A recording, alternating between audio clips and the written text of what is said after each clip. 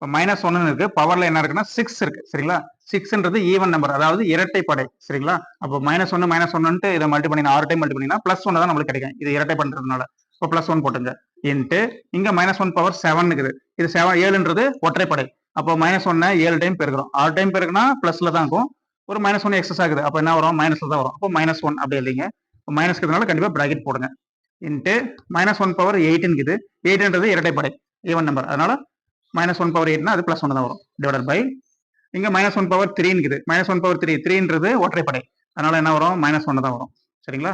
Into இங்க -1 power 5 இருக்கு. அப்ப இந்த 5ன்றது என்னது, அதுவும் ஒற்றைப்படை தான் சரிங்களா. அப்ப -1 பவர் 5 என்ன வரும், -1 தான் வரும். இப்போ மைனஸ்க்கிறதுனால அதுக்கெல்லாம் கண்டிப்பா பிராக்கெட் போடணும். சரி, இப்போ என்ன பண்ணுங்க, -1 கேன்சல் பண்ணிடலாம், அப்படி கூட பண்ணலாம். சரி, மேல பெருக்குங்க. இந்த 1 1 விட்டுருங்க. மீதி இருக்கிறது என்னது, -1 மட்டும் தான். டிவைடட் பை -1 பெருக்குனா என்ன வரும், +1 கிடைக்கும். இப்போ நம்மளுக்கு ஆன்சர் என்ன, -1. ஓகேங்களா. கீழே இருக்கிற 1 விட்டுடலாம். Answer B answer.